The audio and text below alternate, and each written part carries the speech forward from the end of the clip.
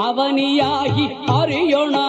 பொருளதாகி தொண்டர்கள் குருவுமாகி புகழரு தெய்வமாகி எண் திசை போற்ற நின்ற என்னருள்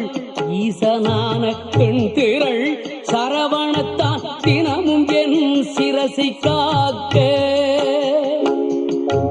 அண்டமாய் அவனியாகி அறியொணா பொருளதாகி தொண்டர்கள் குருவுமாகி புகழரு தெய்வமாகி எண் திசை போற்ற நின்ற என்னருள் ஈசனான பெண் திரள் சரவணத்தான் தினமும் என் சிரசை காக்க